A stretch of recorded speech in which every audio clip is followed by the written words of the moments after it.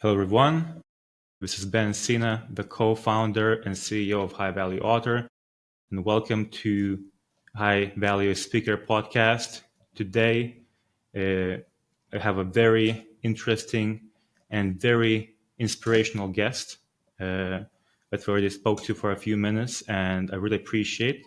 Today, me joining is Dr. Mo Anderson. She is a best-selling author, a coach, a public and inspirational speaker, a community activist, and amongst other very powerful titles that she holds. I cannot name all of them. Dr. Mo, welcome to the podcast. Thank you. I'm excited to be on it, and congratulations on launching your podcast. It's exciting. Thank you. And I took your advice already. I took your advice already for what I have to do moving forward.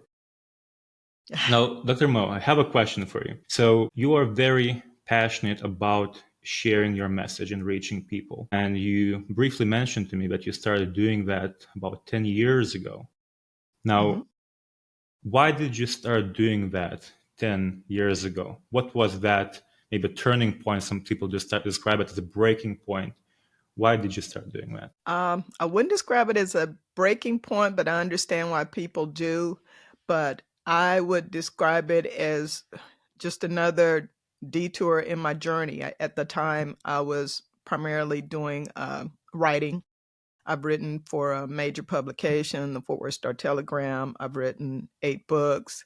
I've written for several periodicals, professional and lifestyle. And I wanted to reach more people. A lot of people don't have time to read. They don't really care to read, but they can listen as they're on the train, the subway, as they're in their cars. So I thought, okay, podcasting about a decade ago, people were just getting into it. It wasn't as popular as it is now.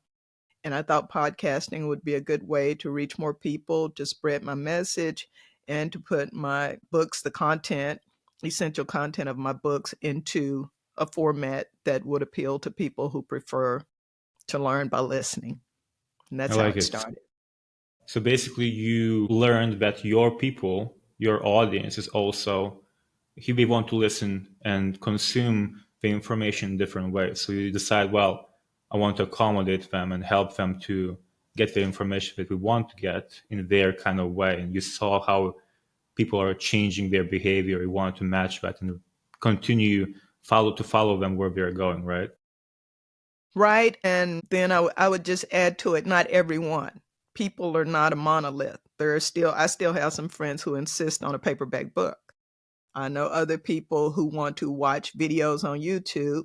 I know people who have a YouTube video, but they don't only listen to the audio. They're not even paying attention to the people like we are right now. So if you're out there with a brand, with a message, you have to engage people in a variety of ways, is what I'm saying. So it's not that you're following them, it's just that you're recognizing. That's why we've got Instagram and Facebook and LinkedIn. Maybe the same message, but you're going to change it a little bit to appeal to the demographics there and how they choose to receive information. So that's what I'm trying to do, is to be, you can't reach different people without doing different things, I guess, to summarize it.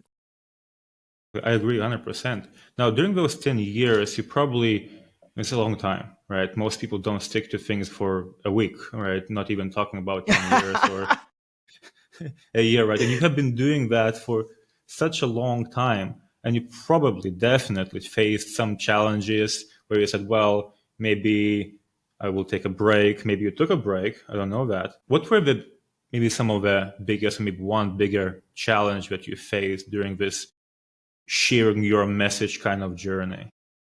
Yeah, that's a good question. I think one thing I need people to know is that I'm a licensed dentist. I'm a doctor of dental surgery, and that's my primary occupation. So, not many people, unless you're Joe Rogan or whatever, are really doing this full time. And for me, I do pre-calls. People pitch to me. I look over their website. I look over their social media. I do pre-calls for scheduling, the podcast interview. I use Riverside as well. And then the interview and then the post-production, which initially I was doing that as well. Now I have a team of people who do that for me. But when I was doing all of that, it was probably taking up 15 to 20 hours of my week.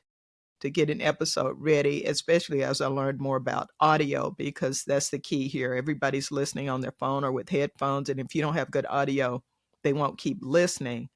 So that was a big challenge, just learning the technical production side of it and to be able to convey to the contractors, the people team I work with, they're not full time, but it's what they do, what I want. Because if you don't know how to do it, I don't have to be great at it, but if I don't know what I want, I can't tell somebody else what they did right or what's not quite how I like it, background noise or whatever. I need you to, you know, take this part out to delete this and move it here. You need to basically understand audio engineering. So that part of it, I'm a talker. You can see that. So that part wasn't difficult for me. I've been interviewing people and being interviewed since I was in my 20s. So that comes very easy for me. But the other part of it, being a host, being quiet like you're doing and listening to people and not interrupted. Those were some of the challenges for me was just learning to sit back and enjoy the ride. That's good. That's good. It doesn't seem. What do you think that? That's what I'm curious about. Because you are a dentist and you have a successful professional career, right? And you said it took you 15 hours. Now you have a team, but before you were doing that yourself to get one podcast out, right? But I'm not talking specifically about the podcast. I'm talking about asking about the resilience, because you have this thing Okay. that you're doing mainly. Maybe you had, why do that, right? When it's not yielding, specifically in the beginning, right? You're not getting, all the notoriety, and some people call that fame, right? Doing a hmm podcast and other things. Why did you continue doing that? I enjoy it, even with the work. I enjoy it. It takes a lot of resilience and perseverance. Most people, from all the data I've seen, most people don't make it past 5 episodes or so because they think I'm just going to talk into my phone and throw this out there. But as you know, there's a lot more to it. But when I commit to something and it's something I enjoy, which is where a lot of people go wrong. They're chasing the money, but success is a side effect of pursuing your innate passions. So when you're doing something you enjoy, whether it's fishing, working on your car, a podcast, you can keep doing it because internally it fuels your spirit. If it's sucking the life out of you, that's when you stop. And that's when you know this isn't for me. But despite the obstacles, I really like it and I love meeting people. And the challenge, as I said before, was the other part was actually getting it into a format that others could enjoy. But it really is just perseverance like anything else you go after in life. Commitment plus enjoyment. I like it. Right? So you have to enjoy it, right? And you definitely enjoy what you're doing as well, right? Meaning your dentistry part of your life, you must be enjoying that too, right? To big extent. I'm sorry, the dentistry part of my life, I missed what you said at the end there. Yeah, so you must be enjoying that as well. You must be enjoying that journey too along the way, right? I am enjoying it. It's healthcare and regrettably, um, a lot of people think it's health. I don't care anymore because things that are happening in the healthcare industry, particularly around insurance, but you would not believe the change in someone when they come in and they have, your smile is so important, your speech is so important, the function is so important. And when they come in and their teeth have been broken or rotten because of economics, bad diet, whatever, and you can change that for them, and they see it for the first time either in a mirror or if you've got a camera there, I mean it's transformational. It's one of the best feelings in the world to see the impact of that on someone.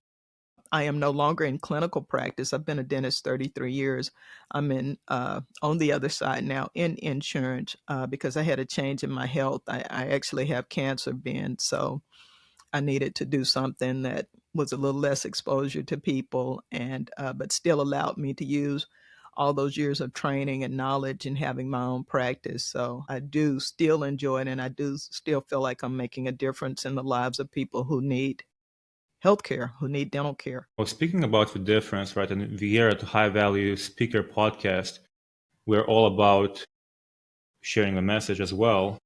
Mhm. We briefly touched about podcasts and kind of like online reaching people. No, you've been a TEDx speaker, which is for some people is a dream stage. For many people is a dream stage. Now, how was that journey like? First of all, why did you decide to do that? And second of all, what were the challenges along the way? I'm going to say other people help me decide. I've been a speaker and writer a long time, and people were constantly saying, as part of their feedback, you need to do a TED talk, you need to do a TEDx talk. And it's the same way I began writing books. I was just doing columns, and people were like, why don't you do a book? So when you hear the same thing enough, you need to listen. Heaven reaches us in different ways. And so I thought, this is great, but as I looked more into it, people think it's just you just get up and talk. It's just a motivational speech or your story. But that is not the deal with TED and TEDx. It's a great idea. You have a story around a great novel idea or an idea that you put a twist on. So I began to look at the things that had happened in my life. What could I share? And came up with the idea of doing a TEDx talk on what dentistry teaches us about curbing racism, because that kind of encompasses most of my life. I've been a dentist most of my adult life, and I've been a victim of unconscious bias, whether it's racism, sexism, now ableism with my health condition. It took a year for me to get accepted, and that's not the part a lot of people tell, but you have to pitch. You have to do a little short clip of your talk and try to find the right TEDx venue to pitch to. And so, yeah, I worked with coaches. Even coaches have coaches. I worked with coaches to refine the message and finally got it to the point that I got accepted at TEDx Oshkosh. And my talk is not only on the TEDx channel, it's on the TED channel, which they don't do with all TEDx talks. So that was a big honor for me. And it's got 250,000 views, which for a talk about unconscious bias is pretty much unheard of. So I'm very grateful people have received the message. When I was listening to your TEDx speech on YouTube, I can still remember that scene with you performing a surgery with that family in the room. And what stunned me was your reaction or staying professional under those circumstances, right? It must be, you must remember that today. Oh, yeah. It really inspired and moved me, how to stay in that kind of, under those circumstances, how do you stay calm? How do you, and you performed that right after, meaning you still did that, right? Most people would just get out of the room and say, well, I'm not doing that. And you have all the rights to do so, right? And you connected, and during that speech, it was you connected your profession with the other completely different field, right? With racism in such brilliant way. Thank you. Was it your idea to connect those things together? And I think it's difficult to say how did you do that, but how did you do that? Okay. Well, let's start with, for those who are wondering what happened is, and I still hope that people will watch the speech, is that I was a student in dental school. I had a patient who was fearful and came from a family that was fearful of dentists. And as I went to do an exam on him, his mother called me the N word and warned him not to let me touch him. Basically, she was in the room at the time. So that's the incident. Of course, I was shocked. I mean, I grew up in the South. I'm in Texas. So being called the N word is certainly not new to me. I'm not going to pretend that it is, because I came in on the cusp of integration. So that part I was accustomed to, but not being in a professional environment like that, to have someone just verbally accost me like that, it was very hurtful. But in dental school, we have to do so many procedures, and we also learn how to behave chairside. So that's part of it, is to maintain your professionalism, because people curse, yell, they do all kind of things because they're in pain and getting ready to spend a lot of money. And so I'm glad that I was able to keep my thoughts to myself and not react in the way that I wanted to. Make no mistake, I wanted to say something else, I but bet. I bet. I would.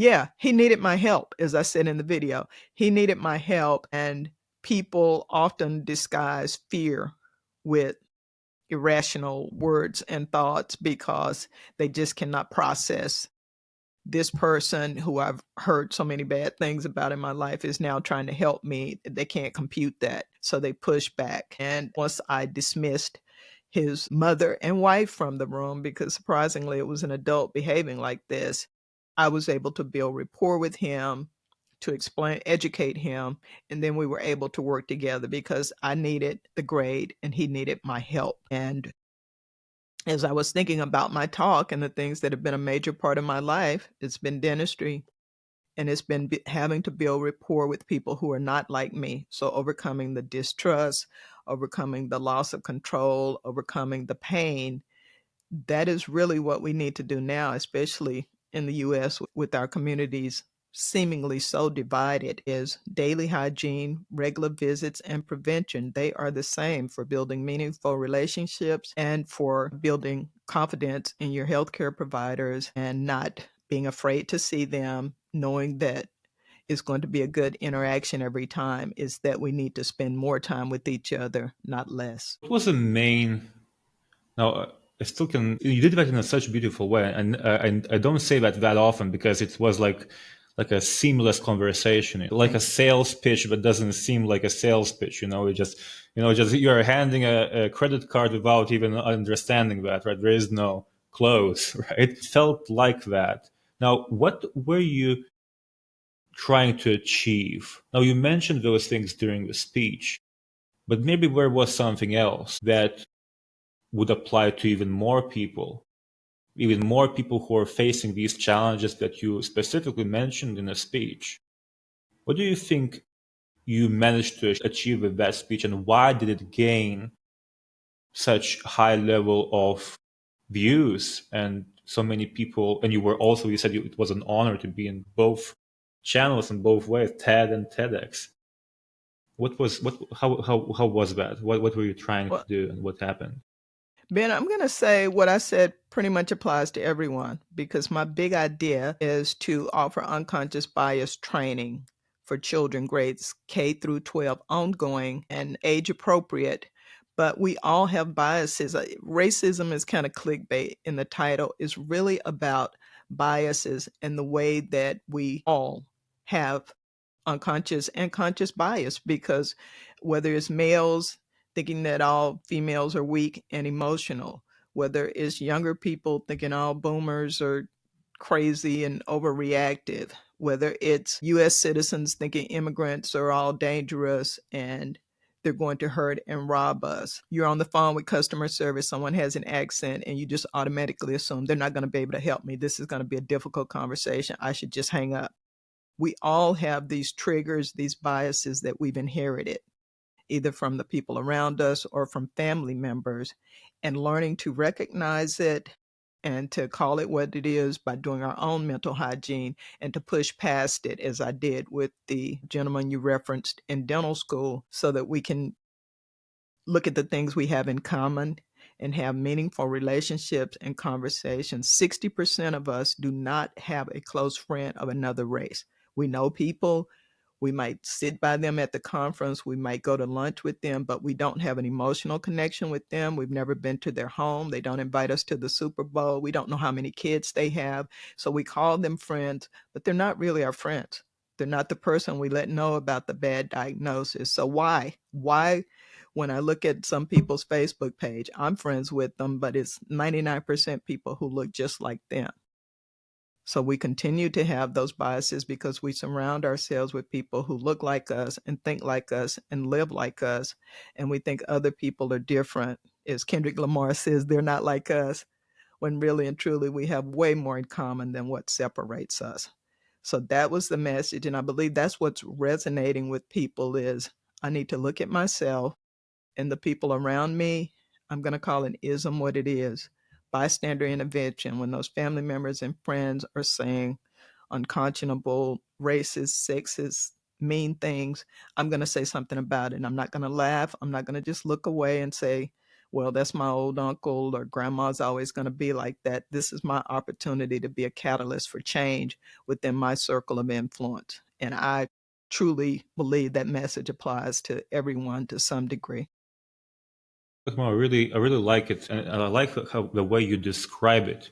Right, you describe it in such an intelligent way, and you give so much substance behind it. Because when I was listening to your speech, I had a memory. Mhm. I'm from Eastern Europe, right? I am from Lithuania. Most people don't know where that is, but that doesn't matter. What does matter is, I think, that kind of explanation, that kind of message would really apply to even those places where I'm coming from. But now I learned that along the way, right? I had time, right? I'm from a different era, as they say, especially where I'm from.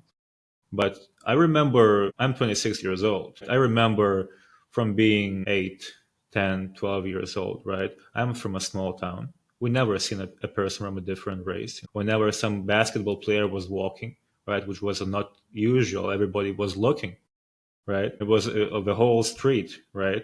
It was something that you have never seen before. And I heard all the descriptions from the grandmas, right? Mhm. And not even from grandmas, right? So I really like how you described that in such an intelligent way. So even those people, I would believe, would be moved to understand how much this is important. And I liked how you touch on the emotional connection, right?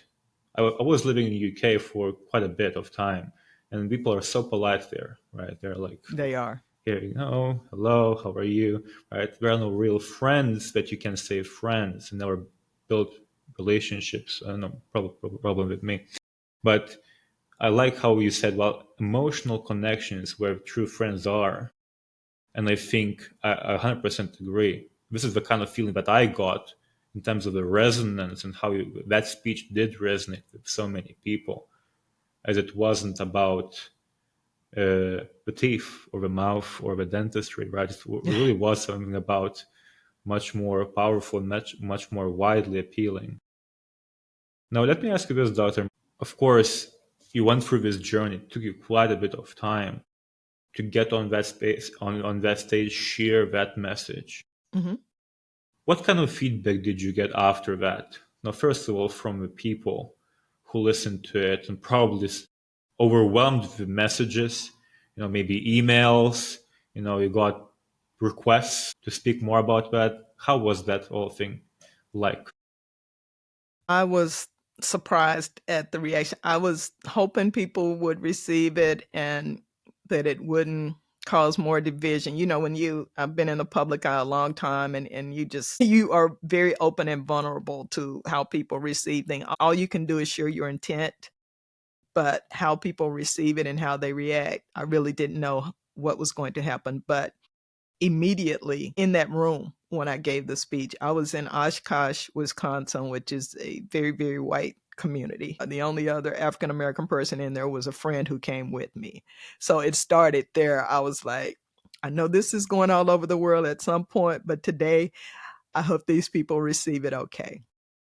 They were wonderful, screaming, cheering, afterwards just mobbing me, where before no one had even noticed me as I walked through the room. So I hope that was a cue. That was a good sign, but it's a month or two before it goes through everything. It has to be edited, and then TEDx has to review it. And a lot of people don't realize every TEDx talk does not even get posted, let alone share it with TED. That if it doesn't meet their standards, they don't even post it. So you just have that day. And then when it went up, I just kept seeing the numbers go up. And if you look at the talk, you'll see last time I looked, there are two or 300 comments, and they are 99% positive. This is a great idea. I love how you weave the story. I hadn't thought about this. I hope schools start doing this. It's been really overwhelmingly positive because, again, I tried to put it in a way that I'm not accusing anyone. I'm not saying you're a bad person. I'm just saying there's room for improvement in all of us, in all of us. And racism is not just a black white thing, it's ethnicity, it's dialect. There's so many ways that we can be biased toward other people who are different than us. I mean, you notice when we started talking, Ben, I didn't ask you about your accent, where you're from, any of that. I had to grow into that because I grew up with people and they just wanted to know, are you business? Where are you from? Why do you talk like that? Well, what's it like over there? But that's not necessary. I wanted to connect with you. We're two humans having a very human journey. I've got a southern accent. I don't want people asking me all the time why do I sound like that or assuming I'm slow because I speak slowly, confusing my intellect with my dialect. So I think it resonated with people because there was a little bit of ouch in there. Oh, wow. That's why I gave several examples of things that are biased that we just have gotten into the habit of doing that maybe we need to revisit. So, long answer to your wonderful question is that it's been received very well. I got to give a commencement address at the University of Minnesota. I just spoke at LSU. I've spoken at numerous national conferences with some of the top speakers, particularly around healthcare. And it's just open doors I didn't even know to knock on. Now, probably from that big mass of people watching it, right? And it's a big mass, right? Hundreds of Mhm. thousands of people is never, you never get full on positive, right? Something always weird. Maybe somebody reaches out. Where were some weird accidents or requests that came from that, where everything was overwhelmingly positive, or was something strange that happened in that after the speech was there live? Let's say. Can't say there was anything weird. The few comments I recall that were not positive, either they were trying to sell something, those people who Yeah. drop in the comments, or Ben, I don't focus on negative stuff. So I don't remember what they said, honestly. And I learned to do that a long time ago so that I could continue on my journey and my mission. I try to take the positive because sometimes it's constructive criticism, but I don't remember what the few negative people said. It's been overwhelmingly positive, and I'm going with that. And I'm going to say, anybody out there in the public eye, if you're going to put your speech out there, your book, your blog, be prepared for some negativity, but you continue on with a sense of purpose. Learn what you can, throw the rest away. Don't get caught in your feelings and keep doing what you're supposed to be doing. I like it. I wouldn't even imagine that there is anything negative that would come out from that. It was such a flawless speech, and I listened to enough of them to at least put some judgment on it, right? Maybe just from a listener's perspective. Dr. Mo, you're also helping other people now. I don't know for how long. That's also going to be one of my questions. Mhm. Share their message using public speaking.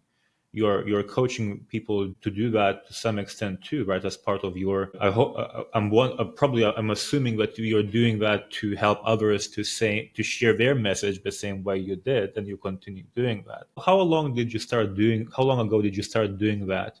And you probably got overwhelming requests after that TEDx speech to do more of that and more Yeah. speeches. How is that playing out? I formalized it after the TEDx speech as far as, the business plan, and I have a funnel and a free ebook and so forth.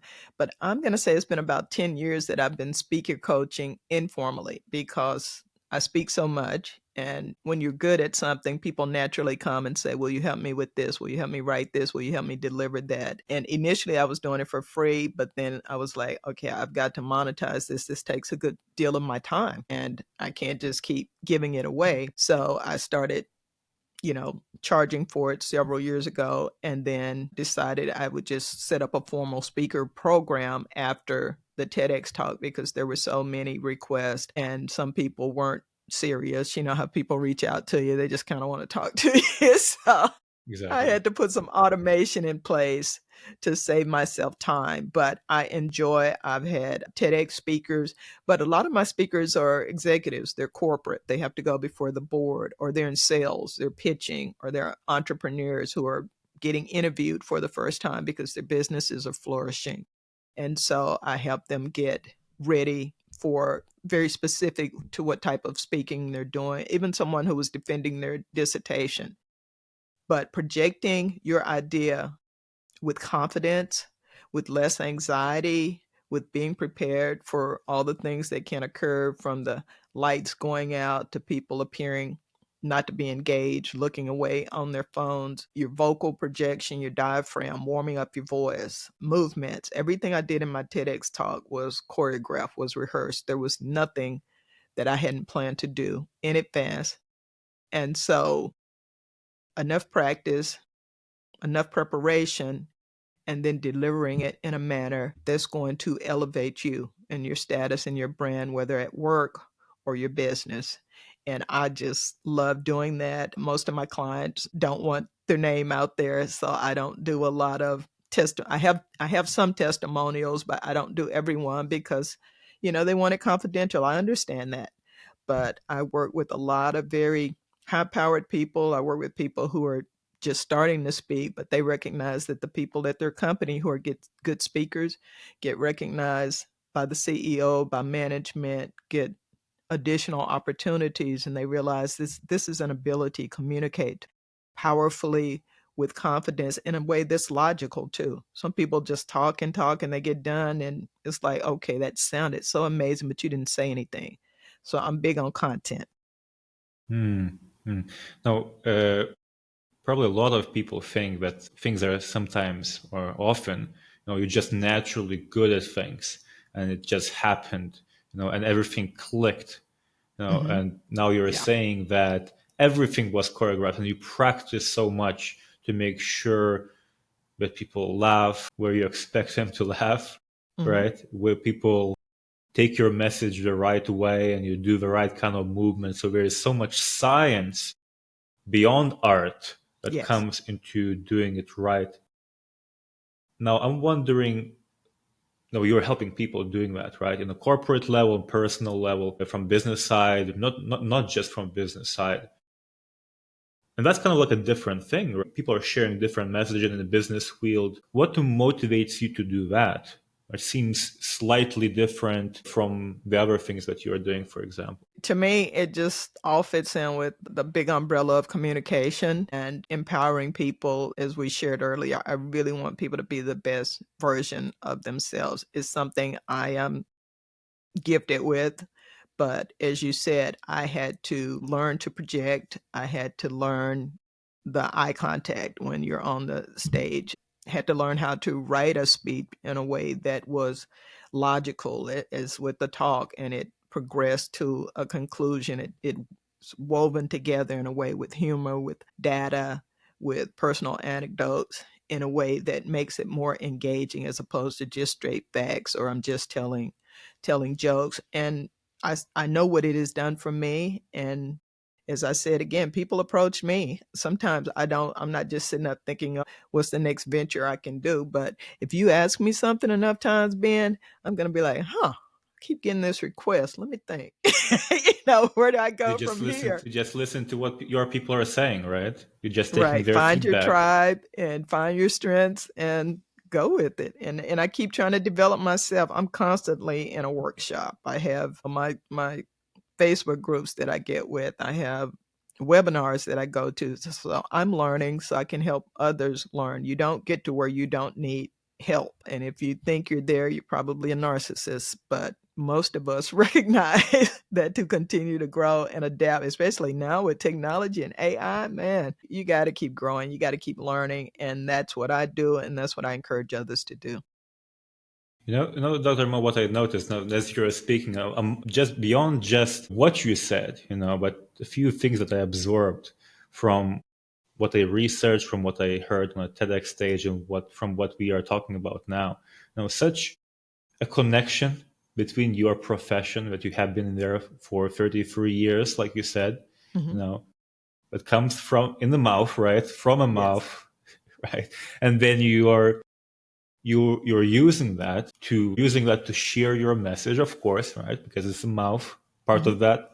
And then you're also have such a great smile, such a beautiful smile that Well, thank helps you. you with Thank everything. you. That this is just my observation, right? I was not preparing for this feedback, but it's just like everything clicks, And the other thing that I really like is so many people learn how to talk in intelligent ways, but there is no sense, there is no essence in what they're saying. Yes. There is no, you're doubling down on the importance of something that is like you take it and you do something about it. beyond just sounding smart or sounding intelligent, being worried about not sounding smart, right? So you Right. take that to really actual help for people instead of just making sense. Right. And to Well, motivate people, not manipulate them. Some people want a good command of language so that they can manipulate people, but that's not true leadership. Is to motivate people and to help them find their strengths and just be the best version of themselves. And when you get that part down, and when you can help people do that, they will gravitate to you and ask you to help them with things, even if you're not posting or providing a service. Like they were coming to me, can you help me speak? I'm like, well, I'm not a speaker coach. And they're like, well, you're good at it. Can you just share with me what you do? And it evolved into a program. I like it. I like it. And people come to you, and then you're servicing them, you're helping them, without initially without even having an intention to make money from that. Yeah. You just have to do it because otherwise, you get overwhelmed with all kinds of, as we talked, some nonsense requests, right? Some not even Mhm. real people coming and asking for things, right? You have to filter them out. Now, Dr. Mo, really appreciate you joining me today. And people listening to this, a lot of them will want to share their message as well and share that message on the stage like you did, and you continue doing that. What would you say to them? We are facing a lot of challenges even before doing that. What is your advice to them who are just starting out using their voice, learning how to use their voice on those various stages? What would be your advice? I would say start by following people who are professionals at it. On my website, drmoanderson.com, I have a free ebook. It's almost 100 pages long that you can download and learn strategies and techniques that professional speakers use. And the point being, and you can go from there to my programs or not, but the point being, don't just rely on what you know and what your friends know. You need to study, dive deep into it, and listen to talks as you said you do. I do as well. A few times a week I listen and come up with your big idea. When you have the big idea, we can go out from there to the speech. But to just start with, I want to do a speech, but you don't have an idea, it's kind of, it's counterintuitive, but it makes it a little bit harder. So when you come to a coach like me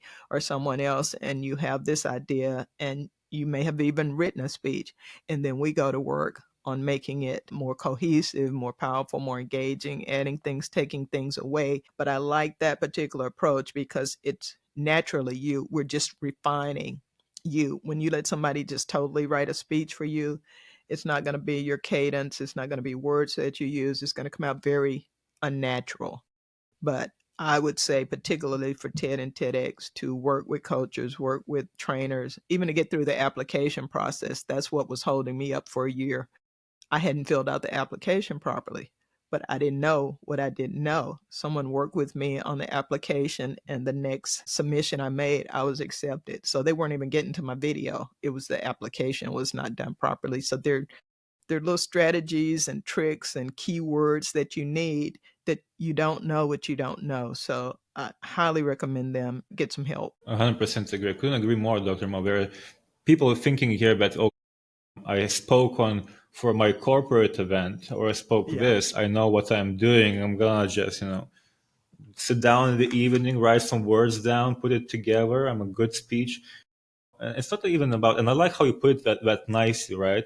People Mhm. should not be afraid to invest because then they're doing something about it. It's not even about the money. It's about, don't be surprised that nobody's gonna see your speech or even care about it when it's not worked on, and Mhm. let's be honest here. Dr. Mo, you just said that you are seeking coaches yourself, being, generating so much attention, so much good feedback from your speech, and you're helping so many people, and you still seek expertise. You're still looking up to other people. You're still, working with experts, right? And there are Right. so many people like I am the expert in my field. There is nobody who's going to do it better, right? You might be expert in your field, but you're definitely not the expert in putting that message out there, at least most of the people listening to it. So, Dr. Mo, I really appreciate that.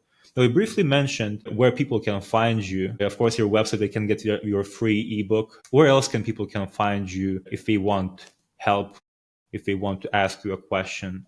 Where can they find you? Yeah.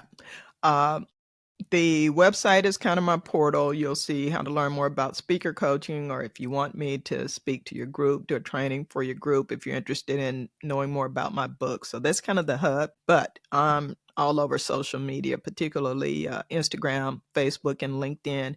And it's at Dr. Mo Anderson, DRMOE. Be sure to put that E Anderson because there's another person with a similar name. And you'll find me on Blue Sky, Threads, TikTok, Snapchat. I got a really good team. They have me all over the place. And my YouTube channel, if you want to learn more about speaking as well, I have a lot of speaker tips on my YouTube channel. Again, Dr. Mo Anderson. I'm pretty easy to find. If you, Dr. Mo, if you also can repeat your website, because you mentioned that before, can you please repeat your website so people can jump right in there too? I will. I'll say it and then I'll spell it. Dr. Mo Anderson. Dr. Mo, it was a pleasure. People got a lot of value. I'm not even questioning that. Hopefully, we're gonna use it. Hopefully, we're gonna take action on it. That's not on us; it's on them. And guys, do something about it. Do not wait. You have 20 seconds to take some form of action, because once you finish watching it, you're gonna forget after 20 seconds that you watched it. So you have to take action right away. And I hope this with podcast and what Dr. Mo shared will not be forgotten in your memory too, and you're gonna do something about it, which is the most important. Dr. Mo, I appreciate you Thank you. joining me and having conversation. And thank you, and take care, guys. Thank you. Also, it's been a wonderful, wonderful interview. Great questions. Thanks a bunch.